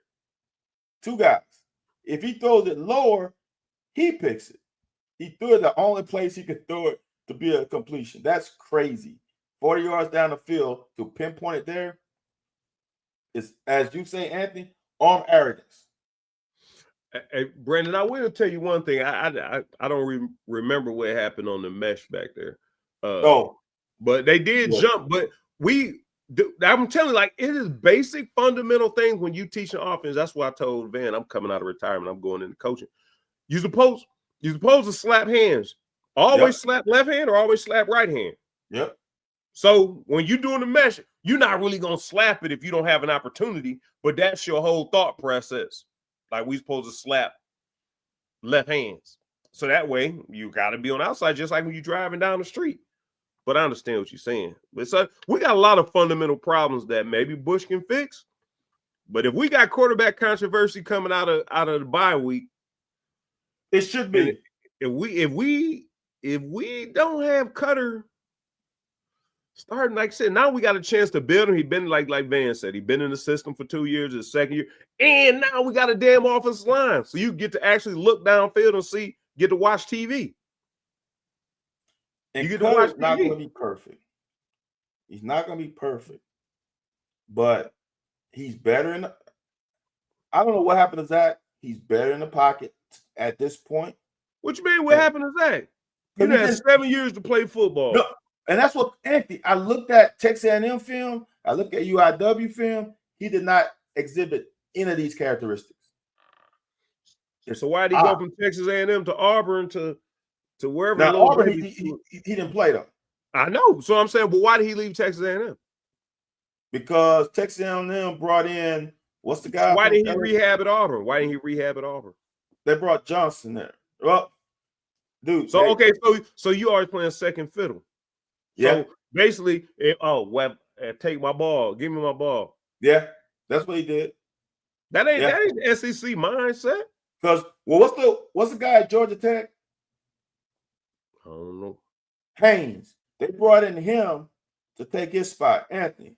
Well, I tell these guys all the time. This is not high school football. If you start high school football as a freshman, you're gonna start all 4 years. Right. It ain't like that in college. They bring in a new guy every year to take your spot. Just because you started a freshman don't mean shit. That's so true. What happened is, what's Haynes? I think it's some Haynes. They recruited Haynes and he came in there. And I don't know if Jimbo promised him he was going to start, but the word on the street was that Calzada was going to be a bag up because they brought in this guy to be the starter. So it just became they brought in Max Johnson. I think they had Max Johnson, Haynes, and Calzada because Calzada wasn't a starter his freshman year. The starter got hurt.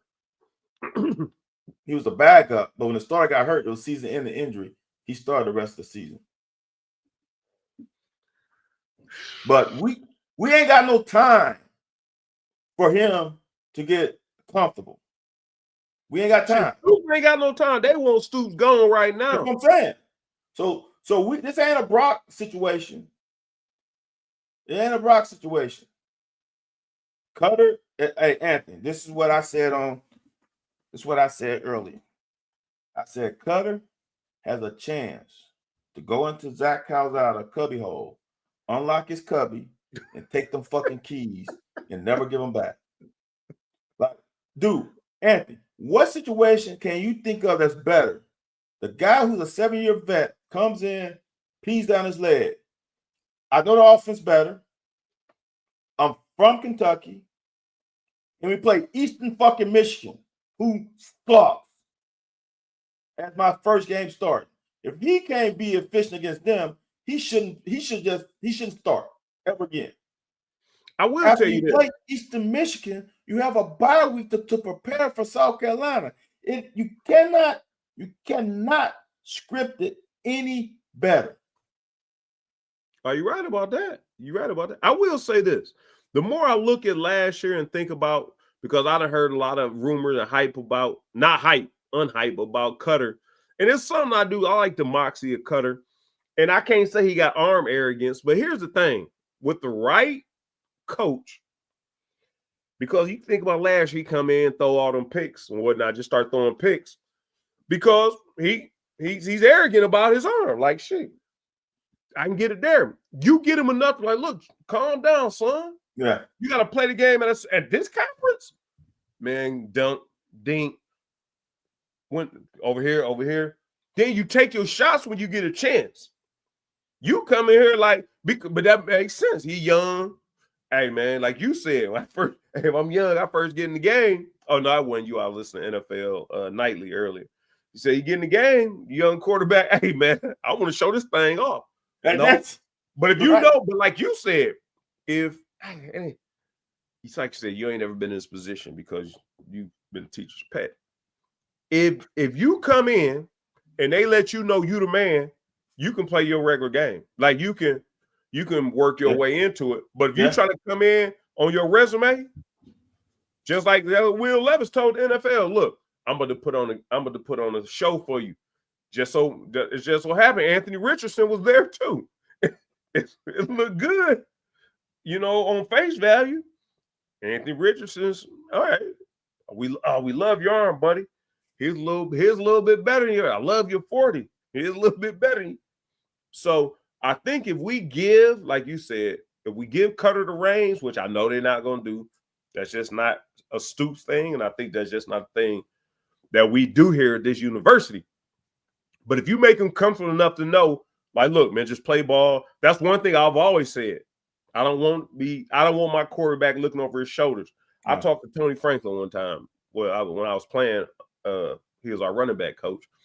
Tim Couch would throw the ball like it could be a swing wide, a real wheel route. That joke hit the ground 2 or 3 yards short, like 2 yards short. Dang. MB, catch the fucking ball. And I'm looking at Tony Franklin like, what did he not see?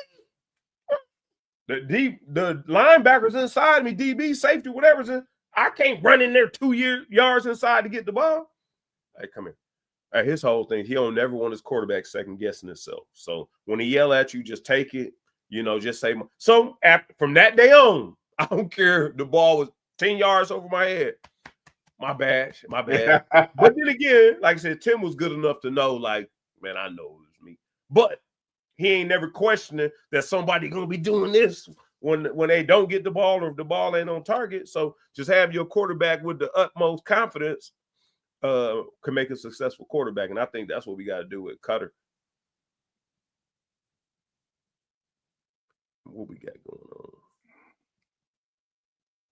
on? I just know that as a God-fearing man, I know God gives you certain times that you need to take the bull by the horn. If Cutter doesn't take it now, he ain't gonna ever be ready. It's just too perfect. Anthony, people were complaining about the blue-white cheer. Oh, you ain't hear that before you came on? No. Are we serious? The caller said, we're on freaking something. And the crowd, so they had the ball. Instead of us, when the game, I might have been in the fourth quarter. Or I don't know. I think he said third or fourth.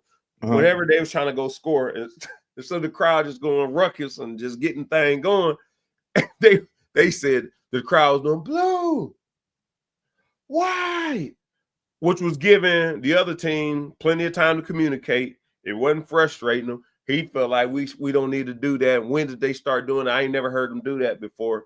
And I don't know, man. I'm going to tell you, man, that might have been one of my worst shows ever, man. I throw it off. It was just so much stuff going on, man, that I was just like, man, everybody trying to find a reason for our team not to be successful.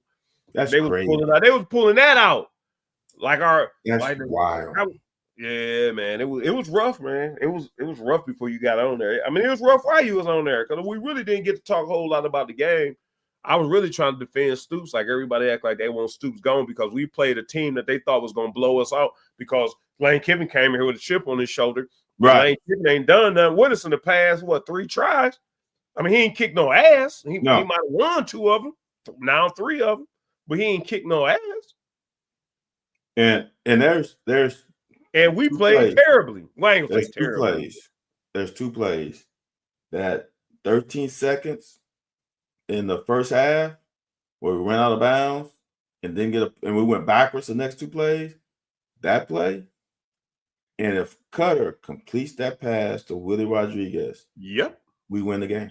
Whole different story. That's 10 points. Because if they say, what's that guy's name? Cowey, whatever his name, the place kicker. Yeah, Cowey. If he can kick 60 yards and we get a 59er and he makes that before half and it's 17-16, bruh.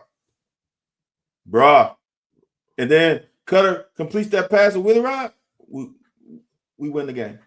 What was that? Was that on 4th down when we got the pass interference?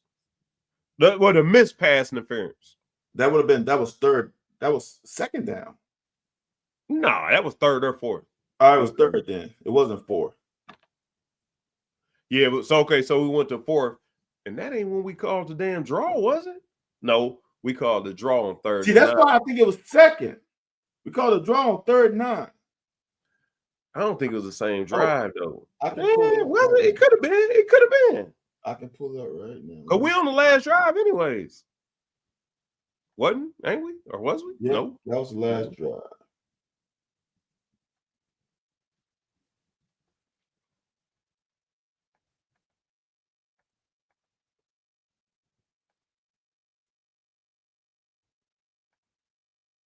So that's the wheel ride one. 2nd down.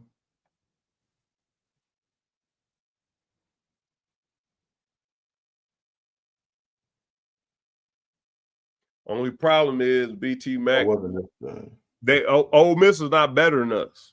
The games have all been competitive. It ain't like they came out and dominated us. Right. So y'all acting like Ole Miss fans. You think Ole Miss fans are clamoring for Lane Kiffin to be gone? Okay, well he ain't go 4-8. Well, now we ain't about to get in all that. But okay, so we beat him. So what difference do it make? It's right here, and it was 3rd and 9.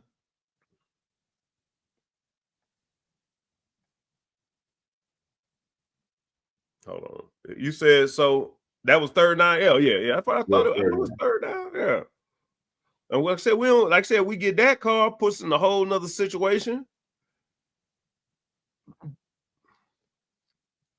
But see, that man, go back, man. Let me see what else we got going on. Like, what? Hold on. Yeah, I know. Go ahead. Go back all the way back.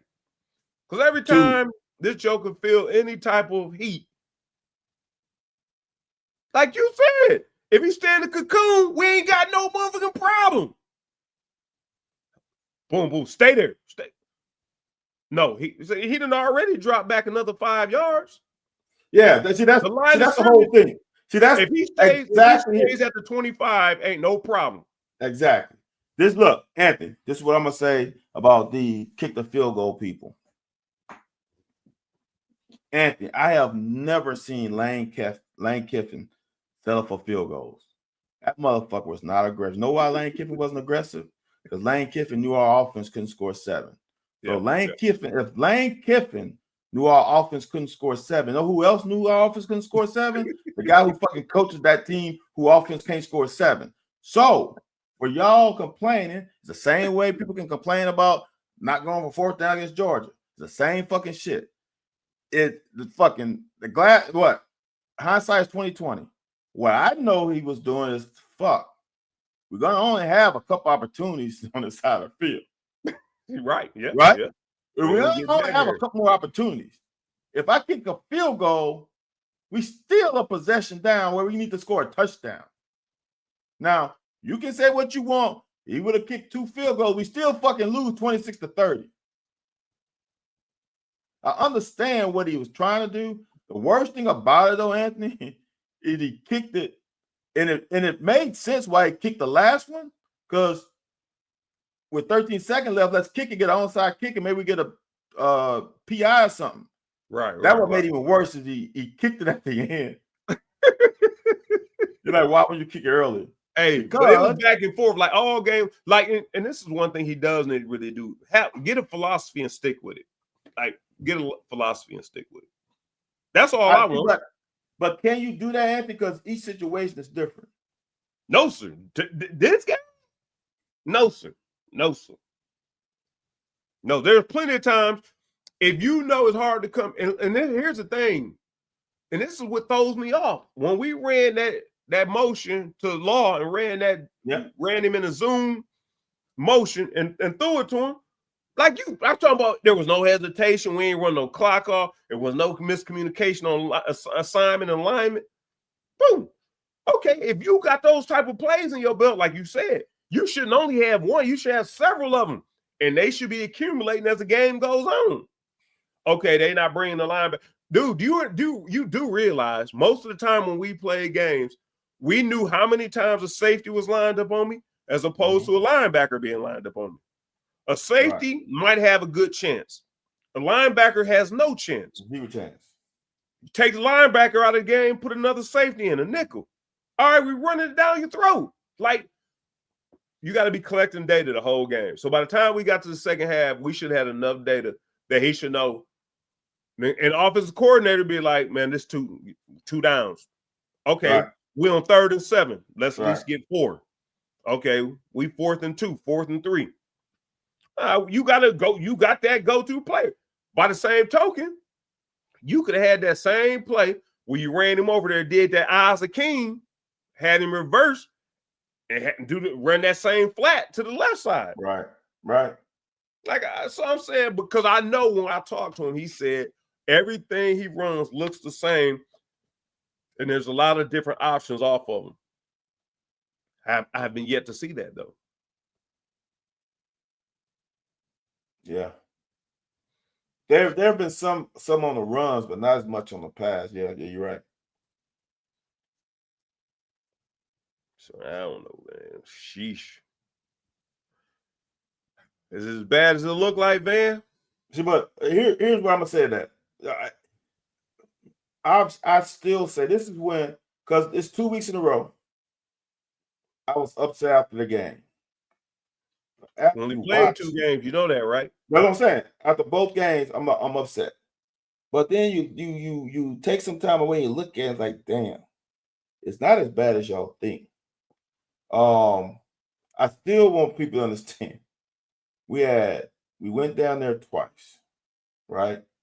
We went down there. We went on downs, and then the other thing is that there's just so many variables. I'm not gonna talk about it. I would have kicked the field goal, but I understand why he didn't. Right. I would have kicked it. So it's like Anthony. It's like some people say, the game last week looked bad because we only won by 8 because we gave up a 95-yard touchdown. Right. The game is no different if it's 26-30 or 20-30. It's still a fucking loss. Right. So, in my opinion, I'm shocked that he played to try to win the game. So, for me, as a quarterback, if it's 4th and 9, he's calling for us to fucking pass it. I'm going to pass it in a situation where I could potentially get a PI because the interception doesn't matter. Right. Yeah. If there's a post route, and I see my guy has a step, let me throw it like you threw out the fucking one in the end zone that should have been picked. Yeah. Right? So to me, it's bad IQ. It's like, coach, it's 4th and 9. I'm in the damn, you're not in the red zone, you're in the green zone. What chances do you really have? As a defense, we dropping the 9 yards. This is perfect defensive yardage. 4th and 9 is hard. So throw it in a situation where it's a deep ball, throw it on time, and you might be able to get a PI. If you get a pick and he in the end zone and he kneels it down, he snaps it right where you fucking snap the ball. You lose nothing. But that's the IQ though. That's the thinking before the snap and not just out here fucking playing football, backyard football. Think the game before the damn snap. I think the problem we got though on offense is that from what I see, that Bush Hamden, and I don't mean nothing bad by this. And I know something about, I don't know for a fact, but I heard it from multiple people. Bush Hampton is coaching 2 different type of quarterbacks, which I think he can't get a rhythm on his playbook on game day. Because at one point, and this is not a bad thing, but he's coaching Lamont Sanford. Just old school, conservative dude, man. Just trying to make a living. Then on the other hand, mother got Jim McMahon. Yeah. And I've heard some things, but now after I'm watching these plays, I don't think Cutter Bowley listens. Like, I think I'm trying to show you. And that's how Jim McMahon, no matter, they said you had it. I'm the spunky QB known as McMahon. You played in Chicago, you know what it's like. But so now the more I think about it, some of the stuff I heard, and I was just like, nah, Cutter ain't. But when I watch it, that's what it is. Like, you can't tell him not to take that shot. Huh? Watch this. Yeah, Cutter has He got some moxie about him. yes. He's got some swag. He's got, you know what? He has that, you know what? If you look at it and you really look at it, Zach is like a fucking robot. Right. And Cutter's just like water. He's like, all right, man. All right. Yeah. Cutter has some about him.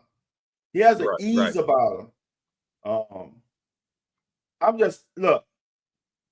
I don't think Cutter is. It's just you know what it's equivalent to. It's just like Arch Manning. Cutter's not gonna come out here and be. I know I'm gonna age myself. Todd Detmer and pass for 5,000 yards and do all this stuff. You can put the offense on his back and all that. No, he's not gonna do that. But I think he can be more efficient. And you know, as a receiver, Anthony, when you got a quarterback who don't mind slanging that thing, you run your routes a little different. Yeah, well, that's true. So maybe bringing him in brings a little more even confidence to the receivers because now they know if I'm open 15 yards downfield, he's gonna get it to him. So I'm hoping that we show some efficiency this week. In South Carolina, they're in for a test this week. Let's see how they play Vandy. I think they got Vandy. Okay. Let's see what they do this week because it's going to be interesting. Because what I've seen from South Carolina these first two games, I don't look at it favorably, but it's the same thing I did last year when they played ODU the first game and should have lost. So I can't judge them off of games. I gotta judge them off when they play us. But it's gonna be interesting this week to see them two play. Because Pavia got something. That's a dude. Yeah. That's a dude. So he does play at Vanderbilt, so you know. There you have that part. Maybe we can get him. Well, we should have got him like we got Ray Davis. We should try to poach him. Vandy got that kind of money? No, he ain't leaving that offensive coordinator. He ain't leaving back. Okay. Because he knew we needed a quarterback. Ray should have told him, hey, man, go over there, man. It's lovely. But apparently not. I think Vandy's taking care of him, though. Right. That's cool. We done freed up a plenty of capital here. But there we go, y'all. Hey, another lovely show. Please go like, share, follow, subscribe, thumbs up, anything. Hey, y'all, go on over to YouTube. Get us up to 500 followers. We ain't even at 500 followers. Get us up to 500 followers. That's all I'm asking of y'all. Get us up to 500 followers.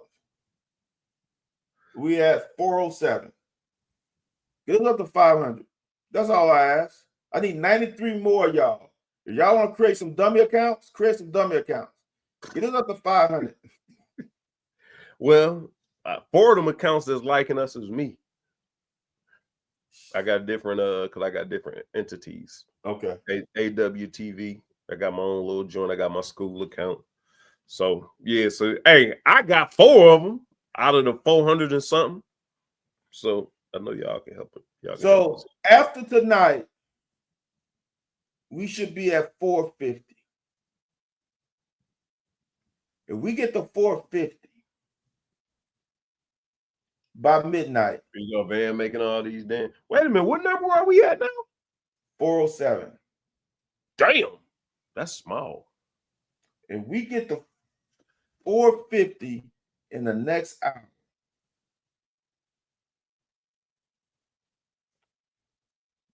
I don't know what I can do. I don't even know why you started off. I'm trying to think of something. Van gonna come in town to come to your tailgate. Hey. Yeah. He wants you to shave your beard. Ooh, My that's beard starting to look like yours. I got a baby version of your beard since we started this show. That's a good one. Shave my beard. Bahamas. Get us up to 450. Sheesh. 450 is such a subpar number. Like 500 is all right. Get us up to 500.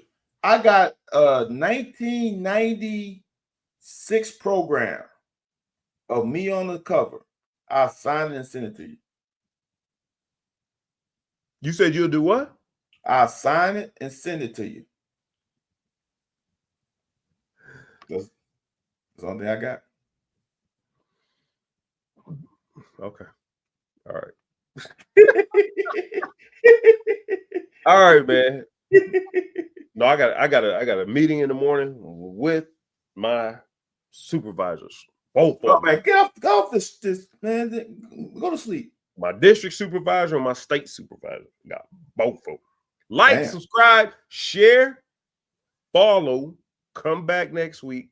We're gonna talk about a win. We're gonna see if the quarterback room change. Imagine what we can do. If Cutter shows he's the spunky QB known as McMahon, just give me the ball. I ain't got no plan. That type dude.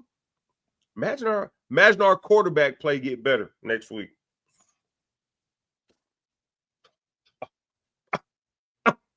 Van House, it's gonna be real problems out here. Just be efficient. Like, be Clark Kent, not Superman. Share, follow, come back next week. We'll be back. We out.